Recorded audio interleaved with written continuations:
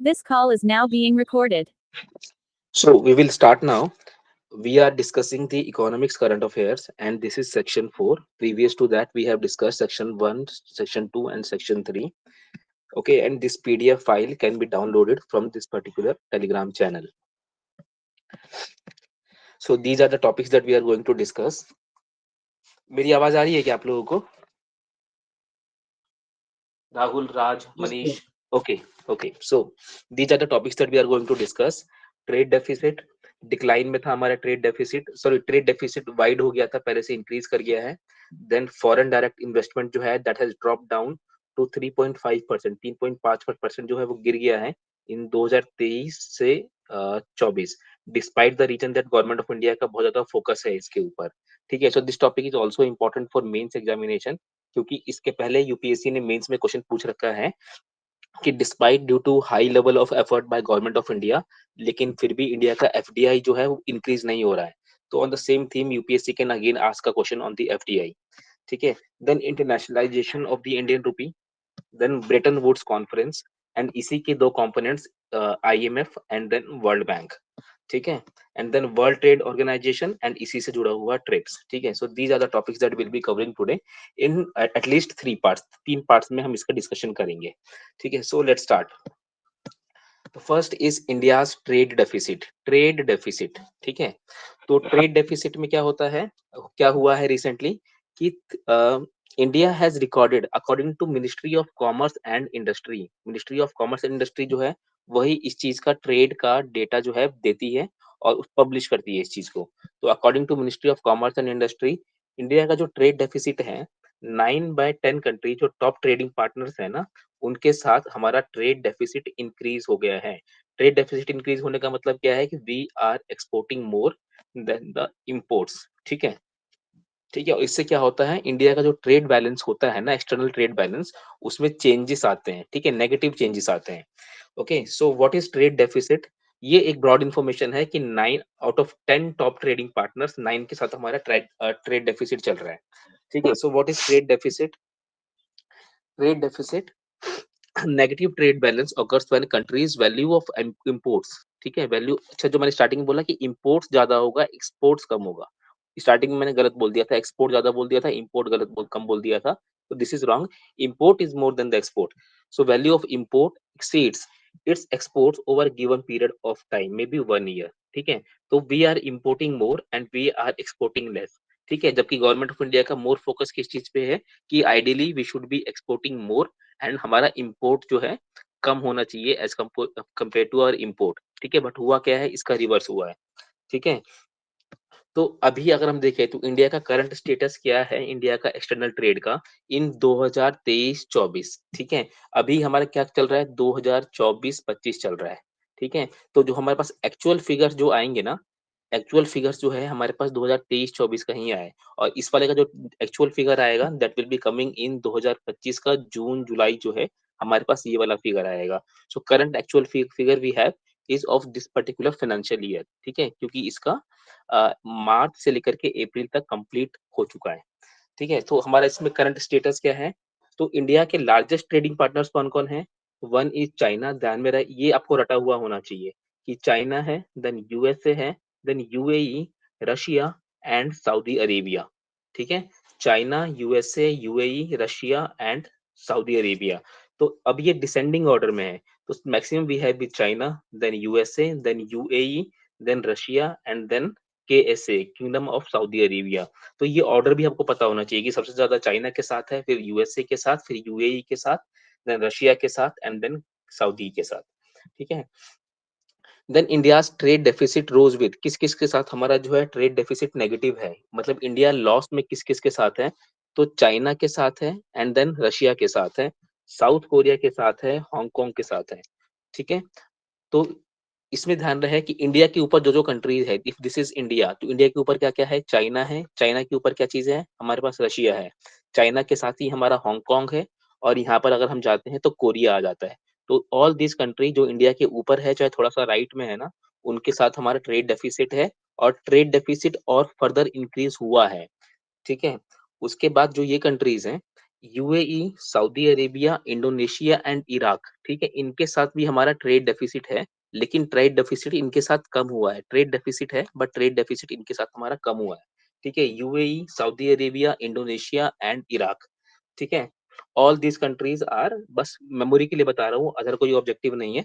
These are all Muslim countries. एक याद करने का एक तरीका है और कुछ नहीं, कि UAE, Saudi, Indonesia and Iraq, ठीक है। इसके बाद इंडिया का ट्रेड सरप्लस किस-किस के साथ है? तो यूएसए के साथ है। एक बात हमेशा दिमाग में रहे कि इंडिया जो है चाइना के साथ ट्रेड डेफिसिट में रहता है एंड यूएसए के साथ ट्रेड सरप्लस में रहता है। एंड ये जो सरप्लस में रहता है, this is one of the reason कि ट्रम्प जो है वो इंडिया के साथ 19 में 18 के टाइम पे जो है ना, इंडिया के साथ उनका वन ऑफ द रीजन था इशू का, दैट वाज कि इंडिया का ट्रेड सरप्लस था यूएसए के साथ। तो USA, Netherlands, United kingdom, Belgium and Italy. तो इसमें से 2-3 फिगर बस, एक तो यूएसए हो गया, यूके हो गया, इनके साथ इंडिया का क्या चीज़ है? पॉजिटिव है, that is India is gaining here, ठीक है? और ये एक रिपोर्ट है वर्ल्ड ट्रेड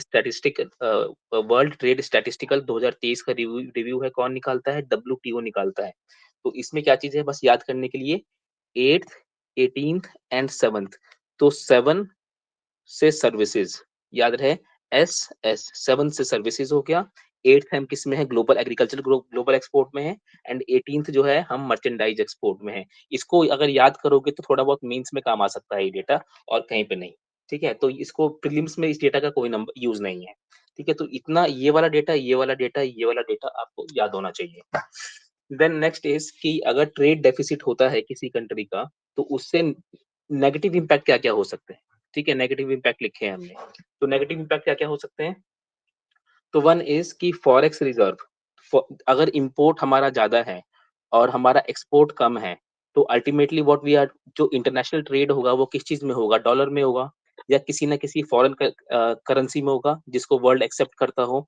तो if we are importing more and if we are exporting less, तो अल्टीमेटली क्या होगा? जो हमारे पास डॉलर का रिजर्व होगा वो धीरे-धीरे क्या होगा? डिक्लाइन करने लगेगा। डॉलर का रिज़र्व हमारे पास धीरे-धीरे डिक्लाइन करने लगेगा, और डॉलर का रिज़र्व हमारे पास डिक्लाइन करने लगेगा, तो we have to purchase more dollar purchase करने की ज़रूरत पड़ेगी। That means demand of dollar is rising, ठीक है? डिमांड ऑफ डॉलर राइज़ करेगा तो क्या होगा?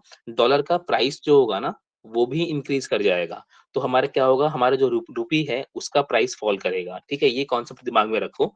तो इससे क्या होगा कि if we are importing more and if we are exporting less, तो depletes foreign exchange reserve due to higher import payments, ठीक है? ये आपको कॉन्सेप्चुअल क्लैरिटी होनी चाहिए इस चीज़ की। हमारे पास फॉरेन एक्सचेंज रिजर्व है, ठीक है? If this is our foreign exchange reserve, तो ये रिजर्व हमारा भरेगा कैसे? कि वी आर एक्सपोर्टिंग समथिंग, और जब हमने एक्सपोर्ट करा तो हमारे पास, हमने डॉलर में पैसा गेन किया, ठीक है? तो धीरे-धीरे पैसा इसके अंदर भरता जाएगा। और अगर हम कुछ इम्पोर्ट कर रहे हैं, तो इम्पोर्ट करने के बाद क्या करेंगे? हमें पैसा पे करना होगा डॉलर में, ठीक है? तो धीरे-धीरे ये खाली होता जाएगा। तो if we are importing more, ठीक है, and if we are exporting less, तो जो हमारा ये बास्केट है ना फॉरेन एक्सचेंज का, ये धीरे-धीरे रिड्यूस करता चला जाएगा। So first point, depletes foreign exchange reserve due to higher import payments, this point is clear. Second point is कि currency value leads to depreciation of domestic currency, making it making imports costlier.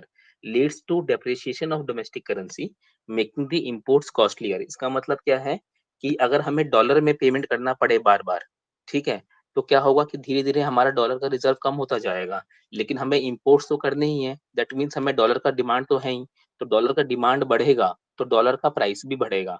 उसके comparison हमारा जो रूपी का price है वो reduce होता चला जाएगा। तो क्या होगा इससे कि leads to depreciation of domestic currency. Then current account deficit क्या होगा? Widening current CAD can negatively impact the country's credit rating raising. जो क्रेडिट रेटिंग एजेंसीज होगी ना, in the last session I told कि क्रेडिट रेटिंग एजेंसीज होती है and then credit bureaus होते हैं। तो क्रेडिट रेटिंग एजेंसी क्या करती है? कंट्री की जो मैक्रो फाइनेंशियल डेटा होता है ना, मैक्रो फाइनेंशियल डेटा उसको चेक करती है। And those macro financial data क्या क्या होते हैं? कि फिजिकल डेफिसिट कैसा है, ठीक है, then this thing, primary deficit कितना है, इंटरेस्ट पेमेंट कितना है, डेट कितना है, करंट अकाउंट डेफिसिट कितना है, फॉरेन एक्सचेंज रिजर्व कितना है। तो अगर इसमें करंट अकाउंट डेफिसिट वाइड कर रहा है और पैरेलली आपका एफईआर भी डिक्रीज करेगा ना, तो सीआरए जो होगी ना, क्रेडिट रेटिंग एजेंसी, इंडिया की रेटिंग या किसी भी कंट्री की रेटिंग रिड्यूस करेगी, ठीक है। तो same thing is written here कि widening CAD can negatively impact the country's credit rating, ठीक है। देन नेक्स्ट इज कि इंडस्ट्रियल ग्रोथ कैसे कि hurts the domestic manufacturing if the industries depend too much on the foreign products. तो कहने का मतलब ये है कि लेट्स से कि this is a Indian company और ये कंपनी कुछ गुड्स एंड सर्विसेज प्रोड्यूस करती है, बट ये जो है ना रॉ मटेरियल किसी विदेशी कंट्री से ले रही है, ठीक है। तो अगर imports we are doing more and more, तो उससे क्या होगा, कंट्री क्या करती है ना, अगर इंपोर्ट ज्यादा होने लगता है तो एक टाइम के बाद क्या करती है, इंपोर्ट टैरिफ बढ़ाने लगती है, जिससे कि डोमेस्टिक कंट्रीज कंपनी जो है विदेश से इंपोर्ट्स ना करें। तो अगेन ऐसी ऑर्गेनाइजेशन जो विदेश से रॉ मटेरियल परचेज कर रही है, उसका मैन्युफैक्चरिंग इम्पैक्ट होगा, ठीक है। Then consumer benefits, over reliance on imports can harm the local industries and can lead to job loss. क्यों? क्योंकि these industries are depending upon the raw material from the foreign products and slowly this cost of raw material will increase. Cost of raw material increase करेगा तो company के finances जो होंगे वो unstable होंगे and they may lead to firing, ठीक है। ये फिर कंपनी पे जो है शट डाउन हो सकता है, ठीक है। तो ऑल दीज थिंग्स ना, ऐसा नहीं है कि अगर यूपीएससी क्वेश्चन बोलता है ना कि नेसेसरली ऐसा होगा, अब इतनी सारी चीजों को पढ़ने से बढ़िया ये है कि हम समझ ले कि इसका यूज क्या है। So all these statements are maybe kind of statement, maybe, ठीक है। यूपीएससी ये बोलेगा कि अगर कैड इंक्रीज करता है तो डेफिनेटली डोमेस्टिक मैन्युफैक्चरिंग कंपनी जो है वो जॉब लॉस करवाएंगी, ठीक है। अगर बोलेगी कि नेसेसरली ऐसा होगा तो वो गलत होगा, बोले अगर बोलेंगे कि मे बी ऐसा होगा तो this may be correct statement, ठीक है। तो ये आई होप ये आपको समझ में आया होगा कि इसको यूज कैसे करना है। All these things are probable things, ठीक है। ये सारी चीजें प्रोबेबल होगा, ठीक है। ये समझ में आया आप लोगों को? सारे के सारे सिंपल पॉइंट्स है। कॉन्सेप्चुअल पॉइंट जो है इसके अंदर पहला और जो दूसरा पॉइंट है ना कि डिप्लीट्स दिस पर्टिकुलर पॉइंट, ये जो दोनों पॉइंट्स है ना, ये दोनों पॉइंट जो है इकोनॉमी के कॉन्सेप्चुअल एरियाज है, ठीक है। एंड बाकी सारी चीजें जितनी भी है ये सब जनरलाइज्ड थिंग्स है। देन नेक्स्ट वी हैव कि government of India, government's initiatives to boost the exports and reduce the trade deficit. तो इसके लिए गवर्नमेंट ऑफ इंडिया ने क्या क्या स्टेप्स ले रखे हैं, इन सारे पॉइंट्स का मेंस में, सॉरी प्रीलिम्स में कुछ काम नहीं है, ठीक है। बट मेंस में क्या होता है ना कि समटाइम्स यूपीएससी आपसे ये बोलता है कि what are the actions taken by the government. तो उसमें क्या होता है ना कि if you are writing 4 to 5 schemes की गवर्नमेंट ने क्या क्या लिया है, तो 4 to 5 स्कीम्स लिखने में ही जो है ना आपके 25 to 30 वर्ड्स लग जाते हैं। एंड नियरली यू कंज्यूम एक पेज का ना 50% कंज्यूम कर जाते हो, ठीक है। तो ऐसे में इन सारे स्कीम्स के जो एक्सप्लेनेशन होते हैं ना, ये मेंस में लिखने का टाइम नहीं होता है। सो जस्ट आप ये देख लो कि इन स्कीम्स के नाम क्या क्या है। यूपीएससी प्रीलिम्स में इसको नहीं पूछने वाला है, पास्ट में यूपीएससी ने इसके ऊपर क्वेश्चन पूछ रखा है, but this is an old scheme, तो अब इसके ऊपर सवाल नहीं आएगा। तो वन इज क्या है कि boost exports and reduce the trade deficit. तो क्या क्या है कि one is road tap scheme, ठीक है। तो remission of duties and taxes on exported products, ठीक है। अगर आप किसी प्रोडक्ट को एक्सपोर्ट करते हो ना, तो उसके ऊपर जो है आपके जो ड्यूटीज लगे थे ना, government of India next financial cycle में उसके जो ड्यूटीज थी उसको ऑफ कर देगी। Then trade connect e platform, Indian institute of foreign trade, ठीक है। कहाँ पर है ये? न्यू दिल्ली में है, कुतुब मीनार के पास है ये, ठीक है। तो Indian institute of foreign trade क्या क्या होता है, यहाँ पे रिसर्च एंड डेवलपमेंट होगा कि किस तरीके से जो है हम जो है अपने कैड को, करंट अकाउंट डेफिसिट को या फिर ट्रेड डेफिसिट को रिड्यूस कर सकते हैं। Then production linked incentive scheme, ठीक है। ये 3-4 साल से न्यूज में है and this scheme is working very fine. Then Export Credit Guarantee Corporation. This was created during the time of COVID-19. ठीक है। And then market diversification and trade agreements, ठीक है। तो आपको जो है ना ये जो 1 2 3 4 5 6 ये जो स्कीम्स है ना, इस स्कीम्स के नेम्स आपको याद होने चाहिए।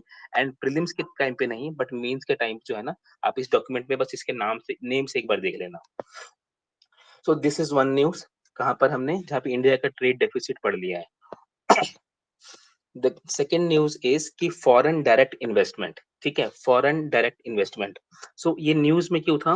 क्योंकि India's FDI inflows decline in 2023-24, ठीक है। कितने परसेंट से? नियरली 3.5% से हमारा जो है एफडीआई जो है ना वो डिक्रीज कर गया है फाइनेंशियल ईयर 23 एंड 24 में।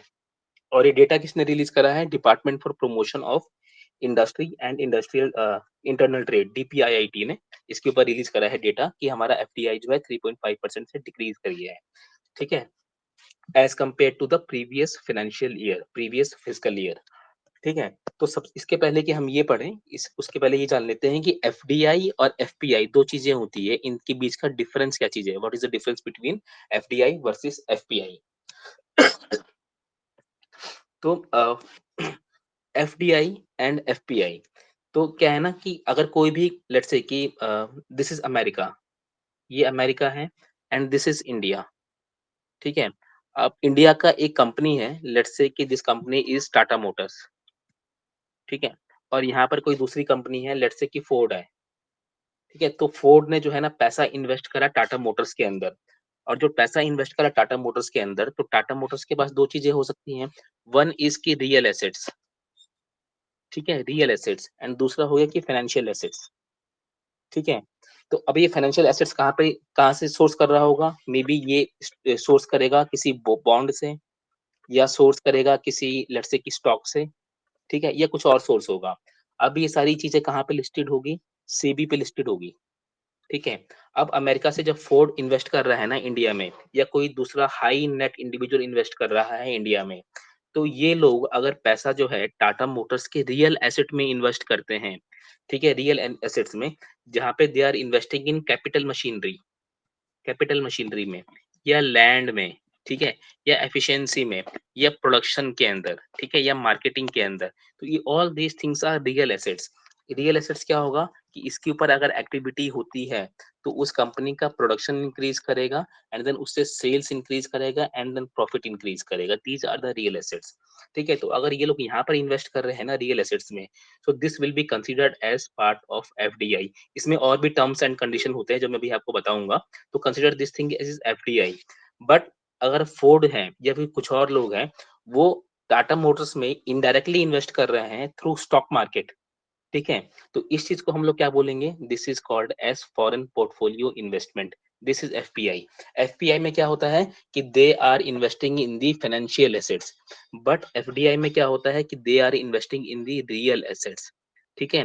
This is one thing. Secondly, FDI में क्या होता है, वो डायरेक्ट इन्वेस्टमेंट होता है, एंड एफपीआई में क्या होता है, इनडायरेक्ट इन्वेस्टमेंट होता है। अगर रियल एसेट में इन्वेस्ट कर रहे हैं तो उनको डायरेक्टली कंपनी के मैनेजमेंट में घुसना पड़ेगा, लेकिन अगर फाइनेंशियल एरिया में घुसते हैं तो कंपनी का जो डायरेक्ट मैनेजमेंट में है, उसमें they are not supposed to enter, ठीक है? तो this is a broad difference between FPI and FDI. ये आपको समझ आया होगा। इसके बाद डिटेल में क्या डिफरेंस होता है एफपीआई एफडीआई का, वो मैं समझाता हूँ आपको।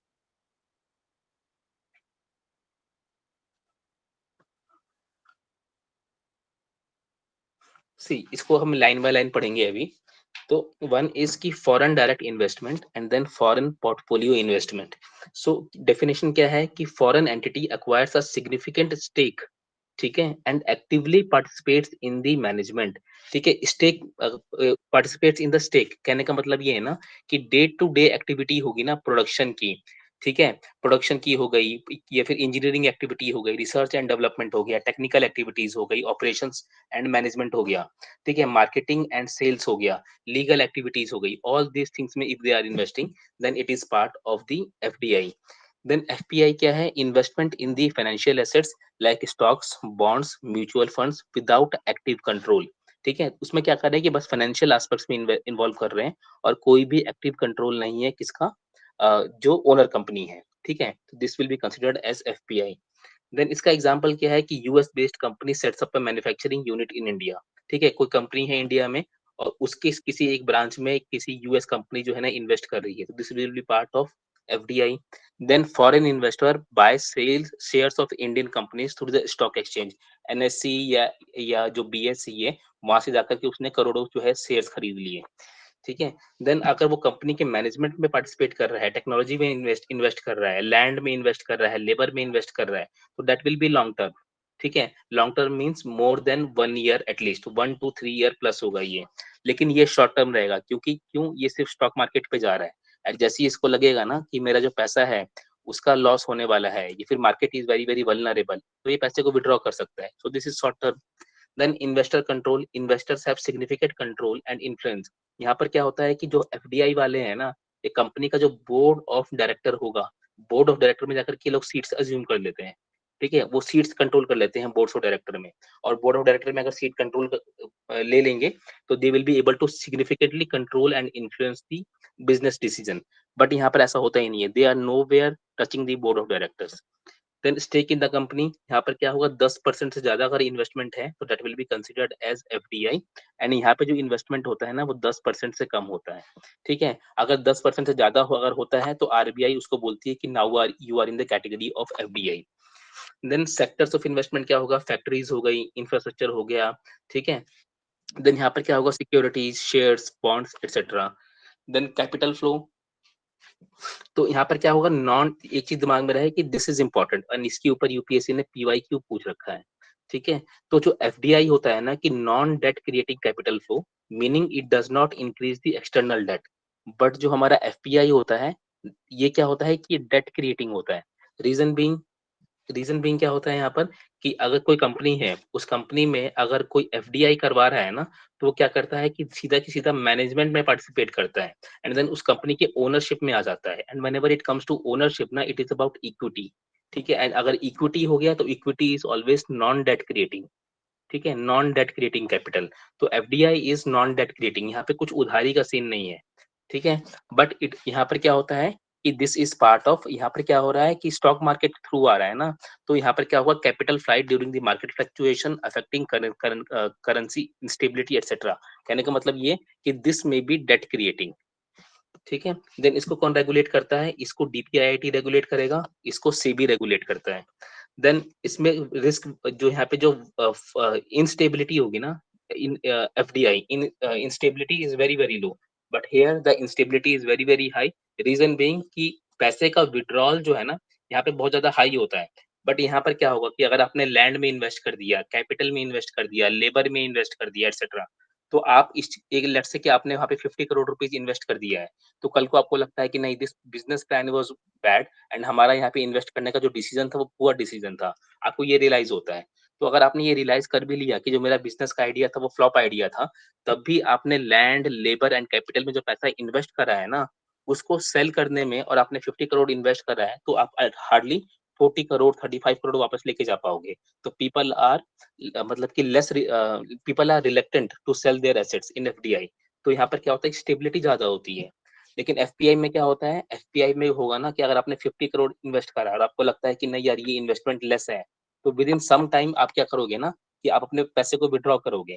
तो मे बी आप अपना ट्रांजेक्शन कॉस्ट एंड इसके अलावा जो करेंसी लॉस का कॉस्ट होता है एंड टैक्स का कॉस्ट होता है ना, तो उसके बाद जो है you may be able to withdraw 45 crore out of this particular thing. तो यहाँ पे क्या है, यहाँ पे लॉस कम होता है, तो यहाँ पे इजी विड्रॉल हो जाता है। यहाँ पे लॉस होने का चांस ज्यादा होता है, इसलिए क्या होगा कि यहाँ पर विड्रॉल के चांसेस जो है कम होते हैं, ज्यादा होते हैं, सॉरी, यहाँ पे विड्रॉल के चांसेस कम होंगे एफडीआई में, ठीक है। मोरोवर एक इंपॉर्टेंट चीज होता है एफडीआई का कि एफडीआई में जो है ना कि foreign country is there, let's say कि USA is there, China is there, so these countries are more capable than India. यहाँ पर टेक्नोलॉजी का, टेक्नोलॉजिकल प्रोलिफरेशन इज हाई, यहाँ पर एक्सपर्टीज इज देयर। तो जब भी एफडीआई जब होता है ना, तो एफडीआई की वजह से क्या होता है ना कि टेक्नोलॉजी का ट्रांसफर होता है, एक्सपर्टीज का ट्रांसफर होता है, ठीक है। तो इसकी वजह से क्या होता है ना कि जिस किसी कंट्री में they are investing their money, तो उससे क्या होगा कि उस कंट्री का जो है टेक्नोलॉजिकल डेवलपमेंट भी होगा, मैनेजमेंट जो होती है ना, they became more efficient etcetera etcetera in what, in FDI thing. But जो हमारा एफपीआई होता है वहां पर ऐसा कुछ नहीं होता है, because they are not involve in the day to day activity. तो मे बी जिस कंपनी ने इन्वेस्ट करा होगा एफपीआई में, हाउसोएवर एक्सपर्ट दे आर, लेकिन वो डेली एक्टिविटीज में इन्वेस्ट नहीं कर रहे हैं, तो अपनी एक्सपर्टीज वो लोग शेयर भी नहीं कर पाते हैं। So this is the broad difference between FDI and FPI में, ठीक है। जो क्रूशियल पॉइंट है वो मैंने समझा दिया है। इसके बाद क्या करना है कि आप लोग जब ये यूट्यूब पे अपलोड हो जाएगा, देन और whatever whenever the PDF is uploaded, इसको आप एक बार खुद से पढ़ोगे तो you will be able to understand. Then कुछ एरियाज जहां पर where FDI is prohibited, UPSC आपसे पूछ सकता है कि एफडीआई जो है कहाँ कहाँ पे प्रोहिबिटेड है। 1 मिनट। सो वन इज की लॉटरी, लॉटरी बिजनेस में FDI is prohibited. Then gambling and betting में FDI is prohibited. Then chit funds में प्रोहिबिटेड है, निधि कंपनीज में प्रोहिबिटेड है। And then transferable development rights, ठीक है, ट्रांसफरेबल डेवलपमेंट राइट्स में भी प्रोहिबिटेड है। किसी को पता है टीडीआर क्या होता है, एनीबडी? नीलू, समृद्धि, ईशा, श्रीदेवी, श्रीनिधि, मनीष, एनीबडी नोज कि ये होता क्या चीज है टीडीआर? किसी को नो आइडिया है इस चीज का? No sir. टीडीआर का आइडिया है किसी को? सी टीडीआर एक इंपॉर्टेंट चीज है एंड यूपीएससी जो है ना इसको लेकर के आपसे एक सिंगल स्टेटमेंट क्वेश्चन पूछ सकता है। एंड नीति आयोग के जो है ना बहुत सारे प्रपोजल्स है टीडीआर को लेकर के। तो टीडीआर क्या होता है ना, मैं आपको एक बार इमीडिएटली समझा देता हूँ कि व्हाट इज टीडीआर। कि लेट्स से कि अ पर्सन इज देयर, ठीक है? एक इंसान है, इसके बहुत सारे प्रॉपर्टीज हैं, ठीक है? Property 1, property 2, property 3 etcetera etcetera, ठीक है? अलग-अलग एरियाज में, एरिया 1, एरिया 2, एरिया 3 में ऐसे-ऐसे उसके प्रॉपर्टीज हैं। अब ये बंदा चाहता है ना कि लेट्स से कि this person is living here, उसका अपना एक घर है यहाँ पर, उसकी फैमिली रह रही है यहाँ पर, ठीक है? और ये वाला जो एरिया है ना, this area is in rural area और एक ये एग्रीकल्चरल एरिया है, ठीक है? बहुत फर्टाइल लैंड है यहाँ पर रिवर है, ठीक है? एटसेट्रा एटसेट्रा, यानी यहाँ पे एग्रीकल्चरल एक्टिविटीज बहुत अच्छी होती है, ठीक है? अब ये बंदा रियलाइज करता है कि नहीं यार, इस एरिया को जो है ना, अगर मैं यहाँ पे एग्रीकल्चरल एक्टिविटीज बंद कर दूं, ठीक है? और यहाँ पर मैं मॉल ओपन करूं, ठीक है? मॉल ओपन करूँ यहाँ पर, तो उससे क्या होगा ना कि लेट्स से कि earlier I was earning only 20 lakh rupees per annum, now with the help of opening a mall here, तो मैं क्या करूँगा, maybe I will be able to generate 40 lakhs इस एरिया से, इस पर्टिकुलर प्रॉपर्टी से। तो यहाँ पर क्या होता है ना कि इस जो इतना फर्टाइल एरिया है, बहुत अच्छा एरिया है, मे बी इकोलॉजिकली स्टेबल और सम अदर रीजन की वजह से ये एरिया बहुत अच्छा है। बट इसकी वहाँ पे अगर आप मॉल खोल दोगे ना, तो जो इसकी नेचुरल ओरिजिनैलिटी थी, वो यहाँ पे लॉस हो जाएगी। तो इसको इस चीज़ को रोकने के लिए ना एक कॉन्सेप्ट होता है हमारा टीडीआर का। तो टीडीआर में क्या बोलते हैं ना कि ट्रांसफरेबल डेवलपमेंट राइट्स। तो यहाँ पे ना गवर्नमेंट इंटरवीन करेगी या फिर जो हमारा लोकल सेल्फ गवर्नमेंट है ना, दे will B intervening and they will be saying कि आप एक काम करो कि आप यहाँ पर जो इसको करना चाहते थे ना, डेवलप करना चाहते थे, तो दैट इज़ योर राइट, ठीक है? क्योंकि आपको एक्स्ट्रा पैसा अर्न करना है एटसेट्रा, एटसेट्रा। तो वो क्या बोलेंगे ना कि आप एक काम करो, यहाँ पर जो है इसको कुछ मत ग्रो करो। यहाँ पे जो आपका एग्रीकल्चरल एक्टिविटीज़ हो रही थी होने दो, ठीक है? एंड इसके बदले हमसे एक टीडीआर सर्टिफिकेट ले लो, ठीक है? और इस टीडीआर सर्टिफिकेट की हेल्प से जो है ना आप किसी और एरिया में जाओ और वहाँ पर जाकर के आप अपना मॉल ओपन करो, ठीक है? या कुछ और बिज़नेस एक्टिविटीज़ थी, वो बिज़नेस एक्टिविटीज़ ओपन करो। तो इससे क्या होगा, इस एरिया का जो नेचुरल ब्यूटी थी या फिर जो नेचुरल यूज़ था, वो नेचुरल यूज़ इसका प्रिज़र्व रहेगा यहाँ पर, ठीक है? इस पर्टिकुलर एरिया का। और उससे क्या, तो this is one thing. Similarly ये जो टीडीआर सर्टिफिकेट इशू करा ना गवर्नमेंट ने, तो ये टीडीआर सर्टिफिकेट ये गवर्नमेंट ऐसी जगह का यूज करेगी जहाँ पे डेवलपमेंट पहले से कम होगा।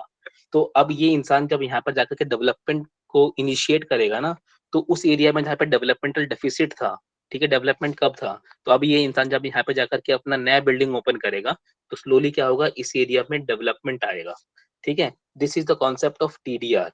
तो एफडीआई को टीडीआर वाले एरिया में बैन कर रखा है। आई होप आपको टीडीआर समझ आया होगा। टीडीआर का एक सिंपल वेरिएंट जो है ना, मैंने आपको समझाया है। ऐसे ही टीडीआर के और भी बहुत सारे वेरिएंट्स होते हैं। गाइस ये समझ आया टीडीआर का फंडा क्या होता है? दिलीप, नीलू, इसके बारे में जाकर के ना नीति आयोग का एक डॉक्यूमेंट है। उस डॉक्यूमेंट का जो ब्रीफ होगा ना, वो बस ब्रीफ आप एक बार देख लेना। ईशा समझ आया? शालिनी, मनीष, इसका बेनिफिट ये होता है ना यस कि सर। जो जो डेवलपमेंट होगा ना, वो डिस्ट्रीब्यूटेड डेवलपमेंट होगा, this is one thing. And कोई एक एरिया जहाँ पे किसी एक पर्टिकुलर टाइप ऑफ एक्टिविटी हो रही है, अब वहां पर अगर हम किसी और तरह की एक्टिविटी करने लगे ना, तो उसका जो नेचुरल लैंडस्केप है या फिर जो उसका नेचुरल इकोनॉमिक पॉलिटिकल या सोशल वर्थ है ना, उसमें डिस्टर्बेंस आ सकता है। तो गवर्नमेंट बोलती है कि ऑल्दो ये आपका राइट है कि आप यहाँ पे अपनी प्रॉपर्टीज को इनहेंस करो, कुछ भी करो, बट अगर आप ऐसा करोगे तो इसकी जो प्रेस्टिनिटी है ना, वो लूज हो जाएगी। तो हम आपको एक सर्टिफिकेट देते हैं। ये सर्टिफिकेट आपको छत्तीसगढ़ में या मध्य प्रदेश में या with in the same state किसी और डिस्ट्रिक्ट में आपको बेनिफिट कर सकता है। तो आप वहां पर जाओ, वहां पर अपना डेवलपमेंट करो, ठीक है? तो this is part of what TDR. इसको टीडीआर बोलते हैं। इसके ऊपर आप लोग क्या करोगे, एक छोटा सा गूगल रिसर्च कर लोगे, just in case UPSC prelims में एक इसका पीवाईक्यू कुछ पूछती है, पीवाईक्यू नहीं, इसके ऊपर कोई क्वेश्चन पूछती है तो, ठीक है? सो this is one thing कि where areas where FDI is prohibited, then we have कि FDI के components क्या क्या हो सकते हैं, components of FDI। तो फॉरेन करेंसी कन्वर्टिबल बॉन्ड्स, बस इसको पढ़ देने की जरूरत है। देन फॉरेन इंस्टीट्यूशनल इन्वेस्टर्स हो गया, जीडीआर होता है। Then non debt creating capital flow, meaning it does not add to any external debt, जो मैंने पहले बताया था आपको, ठीक है? इसके अलावा एफडीआई का क्या क्या है, कौन इंडिया में एफडीआई को रेगुलेट करता है, तो इट इज डीपीआईआईटी, ठीक है, department of industrial trade, industry and internal trade, department of industry and internal trade यहाँ पे लिखा हुआ भी है। एंड देन इसके दो रूट्स होते हैं एफडीआई के, तो वन इज ऑटोमेटिक रूट जहाँ पे किसी भी गवर्नमेंट इसका अप्रूवल का रिक्वायरमेंट नहीं है, LPG liberalisation privatisation and government globalisation, तो ये जो पहले वाला जो है ना एलपीजी का जो एल होता है ना, this is related to automatic route.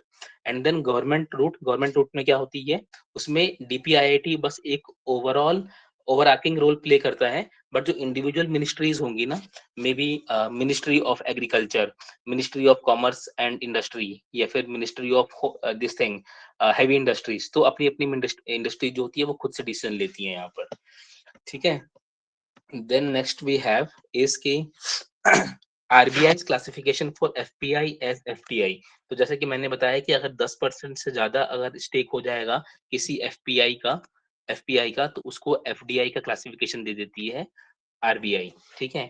And then reasons for decline in FDI in 2023-24, जैसे भी हमने डिस्कस करा कि 3.5% से डिक्लाइन कर गया है हमारा एफडीआई, तो उसके पीछे का रीजन क्या है, वन इज की ग्लोबल इकोनॉमिक स्लोडाउन, ठीक है, चल ही रहा है, रशिया यूक्रेन वॉर चल रहा है, देन ट्रेड डेफिसिट के वॉर चल रहे हैं across the country, then geopolitical tensions, policy and regulatory changes, then competition from emerging markets, domestic economic factors etcetera. ये जो भी एक्सप्लेनेशन है ना, these things are very very simple, ठीक है, इसको आप खुद से पढ़ सकते हो। देन एज जैसे कि हमने यहाँ पे ऊपर डिस्कस किया था अभी कि what are the various government scheme for boosting the exports, similarly here government of India के क्या क्या स्टेप्स हैं कि जिससे हमारा एफडीआई इंक्रीज कर जाए, तो मेक इन इंडिया हो गया, then production linked incentive scheme, PLI scheme यहाँ पर भी है, पीएलआई स्कीम जो है हमारा यहाँ पर भी था, कहाँ गया, प्रोडक्शन लिंक्ड इंसेंटिव, ठीक है। Then this thing ease of doing business, then gift city क्यों होगा, क्योंकि यहाँ पर क्या होगा, रिसर्च होगा, डेवलपमेंट होगा, अगेन यहाँ पे ease of doing business increase करेंगे, देन सिंगल क्या नाम है, क्लियरेंस इजी होगा, ये सारी चीजें। And then bilateral trade agreements with individual countries, कि वो हमारी कंट्री में आए, हम इन्वेस्ट करें, हम उनको इजी प्लेटफॉर्म देंगे, इजी पॉलिसीज देंगे उनको, ठीक है। So these two topics we have covered, ठीक है। Next topic is internationalisation of Indian rupee, तो एक 2 मिनट का ब्रेक लेते हैं, after that we'll be discussing this particular topic.